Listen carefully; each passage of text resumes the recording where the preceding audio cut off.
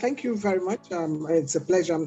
I'm sorry the lights went off, so I'm trying to get the lights here. Well, it's part of what we are trying to change. Thank you so much. And I've listened to Dr. Obi. I listened to her a lot. She's someone that I admire so much.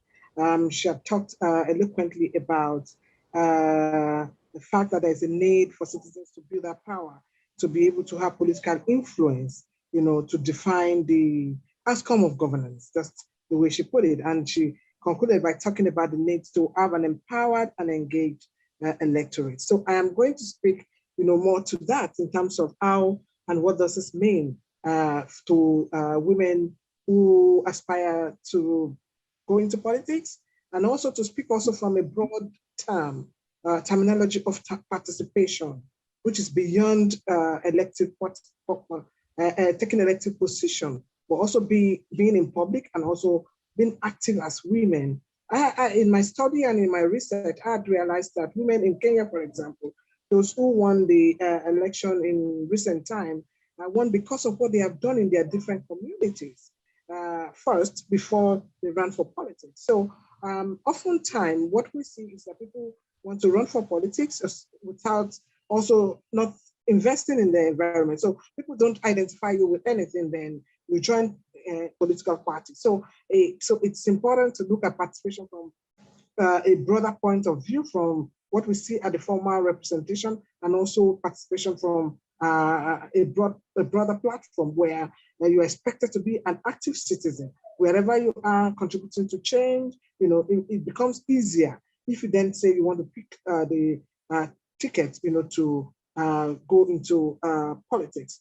The other issue, it's also about talking generally about inclusive governance and the need to have a framework, and a lot of people talk about frameworks that are more legitimate, which are seen in constitutional framework. And if you see in most countries across Africa where constitutions have affirmed we the people, these are constitutions that were made in a very inclusive way by the people who they participated in the process. And I'm talking about South African Constitution, I'm talking about the Constitution of Eritrea, Uganda Constitution. These were constitutions that people participated in the making of such constitutions. So you find a lot of inclusiveness there, and you see that the governance at that level also is defined with the people. So you can challenge the government, you can ask questions, and you can do what you think it's proper as a citizen,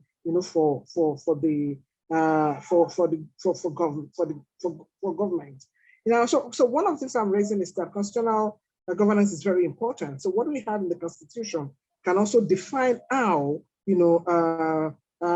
people who are ordinarily excluded, women, people with disability, poor men, are included in the Constitution. And if you see some of those constitutions that I've mentioned, some of these issues have been raised. And those are some of the challenges that we have in our Constitution, why people doubt the people that is referred to in our Constitution. And I remember Professor Joyce Daniels Organisation had said that the Constitution was actually telling a lie, against the people, because the people, did not actually make that Constitution. Now, having said that, there are a whole lot of things that needs to change with that higher framework, with the national Constitution and other electoral laws that can support more participation of women now coming back to Nigeria, that can support more participation of women, and I hope you can hear me. I said somebody said no sound. Can you hear me? I can hear you. All right, fine. Okay. So so there are some issues that are supposed to be addressed, that could bring some participation, more transformative participation, into politics that can help. For example, we have a constitution where there are issues around citizenship, there are issues of indigenship. So there are superstructure, there are patriarchal structure that have affected women's participation in politics in Nigeria.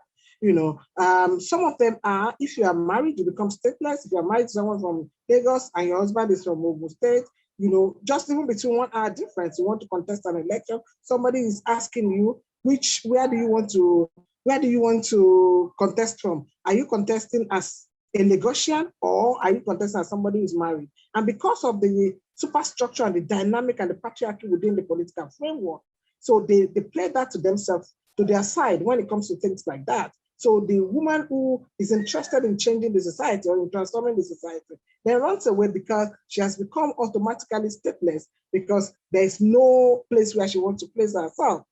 So the question of how the political party is arranged, that makes it very difficult, for women within political parties to challenge, the patriarchy and the godfatherism that we see. And of course, other things like violence in politics, interparty democracy. I have seen situations whereby I remember when one of the first female candidates for governorship in Lagos State was contesting an election.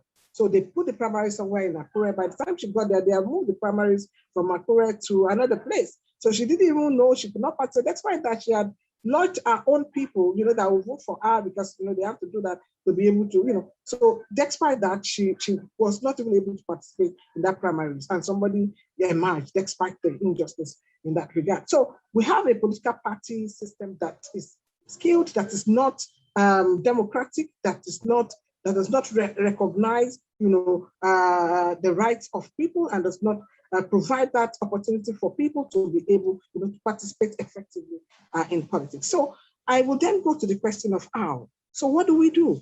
What do we do? Because I have realized that I also recall that this year, this current local government election coming up in Lagos State, the issue of primaries has also become issue coming out from primary elections here and there, have also become an issue. So one of the young women, one of the women contesting for the election had called me, to say that she has been excluded and there was a need for us to mobilize and all that. I said, no problem. Can we have a chat with some of you who have challenges in, contesting, so that we know how to intervene, talk to political parties, which we always do. Sometimes it works, sometimes it doesn't work, So I invited her, and by the time she came to the office, there was supposed to be about 15. She was the only one there.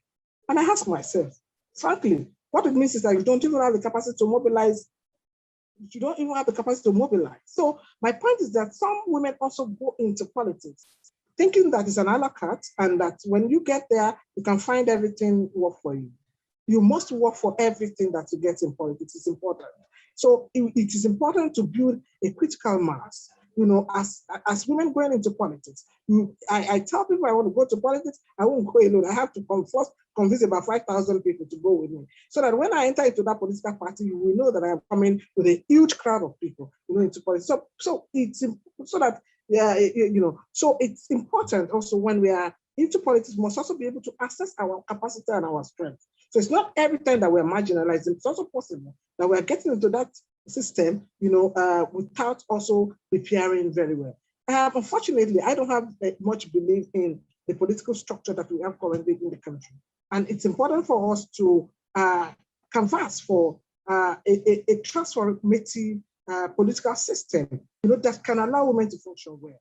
Whether we like it or not, the superstructure as it is today would not make that work, for women. And it's important for us to understand that, so that in moving forward, we must have a dream political party, that we want. And I think that is why organizations like Fix Politics is investing in developing valued political citizens, who can understand what politics is. If we continue with the crop of, politicians, and we just decide to use a palliative method to just follow as it is, we will not probably be able to achieve the Nigeria of our dream. So it then becomes very important for us to be strategic in terms of redefining politics, redefining politics in a manner that would benefit the Nigerian citizen. And that's why I go back to what Dr. Obi Ezekwesili said about the need to have empowered and engaged citizens.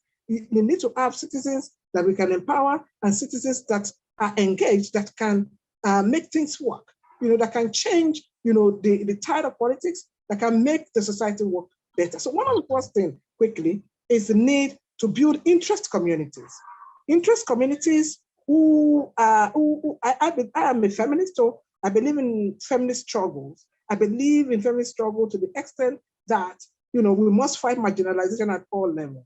And it's not about whether you're a man or a woman. Where marginalization is, where exclusion is, there's social injustice there, and we need to tackle it. So we need to build interest communities. So meaning we need to expand on our communities beyond the communities that we are familiar with, to be able to push the agenda for an inclusive society. We need to also understand the intersectional activism so that we are not just working in silence.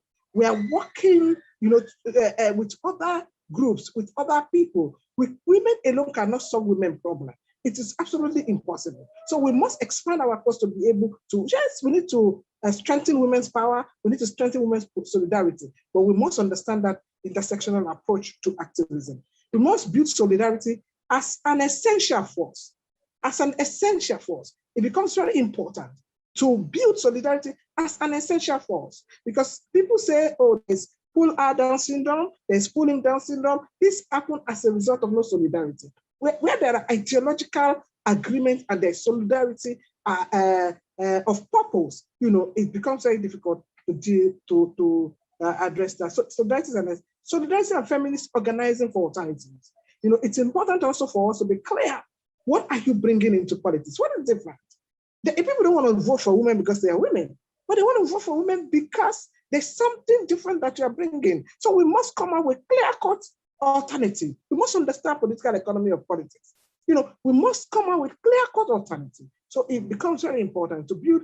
Then it's also important to build pressure for occupying public spaces to transform the patriarchal nature of policies that we have. So it becomes very important to also do that. We must also craft public policy collectively. They're talking about issues of constitutional reform. We can't sit down there now. We can't sit down there and be waiting that some group of people, NGOs, one, raise the issue for us. Then they will win the battle for us. Then we will come and benefit from it. No, we must be part of it. We want, and that is the power of being an empowered and engaged citizen, a citizen that is ready to ask the right question. During the last political hearing that took place, for goodness sake, we didn't find women politicians are coming to raise those issues about their issues there. So we must be engaged. We cannot wait for people to do that. We must engage. We must ask questions. We must condemn. We must protest. We must petition. We must do all what we need to do, to have the kind of society that we want. So we must have feminist economic alternative. I'm sorry, I'm unapologetic about this. I believe that the reason why systems are not working is also because of the political system that we are using. The neoliberal system has not in any way worked for anyone, as Britain, as the United States. And so it is not working for us. So we need to deconstruct the superstructure in our political system. If we do that, we'll be able, to address some of the issues affecting women, men, people with disability, and other people. So by and large, so my point is that we need to open up more spaces. And I want to congratulate this organization for what they are doing. Joyce Daniels, we are doing a very wonderful work. I tell people, coup plotting, it's never learned at NDA. They don't have a course called coup plotting there. So what it means is that people go and organize, around different issues on their own through political classes like this, to empower people and engage people so that people can, be able to respond to the issues. I believe that women can transform the society. As a kid, I believe we can all. I believe in the Nigerian dream. I believe we can change the country. Thank you very much for the opportunity.